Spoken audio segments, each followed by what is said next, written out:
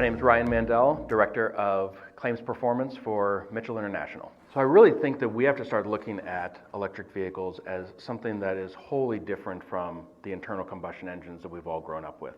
There's a variety of levels of complexity to electric vehicles that are vastly different from an internal combustion engine vehicle.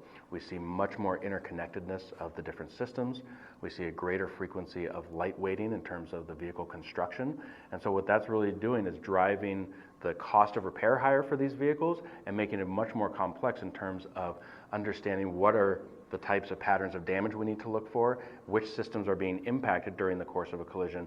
So it's really a very different process in terms of not only writing the estimate on an electric vehicle, but blueprinting that repair as well to make sure that you really are truly bringing that vehicle back to pre-loss condition.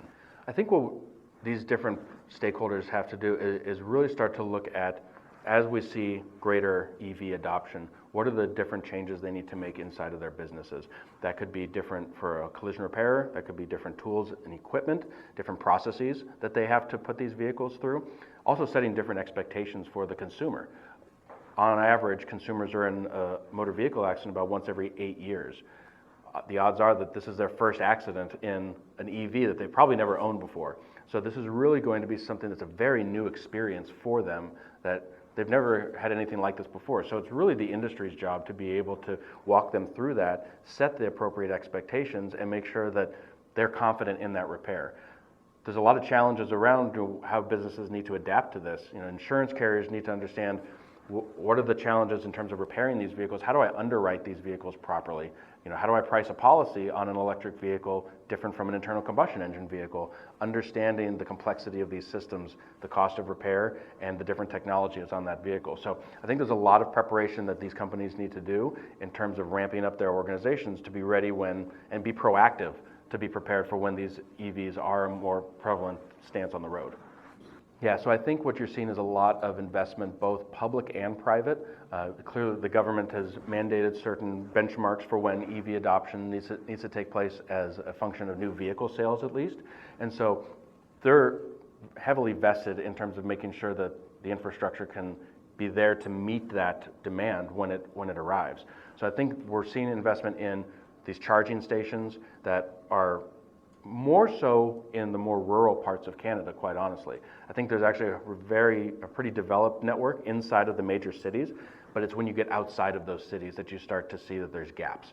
And so I think that's where the investment is taking place, so that people have the ability to drive these vehicles for longer distances beyond just their range maximum. I think that's where there's the big opportunity. So getting those level 3 chargers, the fast chargers that charge 200 miles in roughly about half an hour, that's going to be critical to making sure that people have the ability to drive these vehicles across the country and not just isolate themselves to certain markets. That's going to be more of a commercial use. That's going to be something that is, again, more akin to filling up your vehicle at the gas station, right? These level 2 chargers that charge roughly about 25 miles of range per hour, those are going to be the ones that you're going to see in people's homes. In people's homes, at someone's workplace. That's going to be something where if that vehicle is parked for 6 to 8 hours, you can start charging that vehicle. The level 3 chargers, it requires much more advanced electronics and power grid requirements, and so that's not something that's really practical to go into someone's home per se. It's absolutely a partnership, I think, between the two organizations, and it's something that we continue to innovate and try to meet the needs of their company moving forward. And really, we work together with them on so many different initiatives, and it's exciting to see, their business growing so much and in conjunction with ours.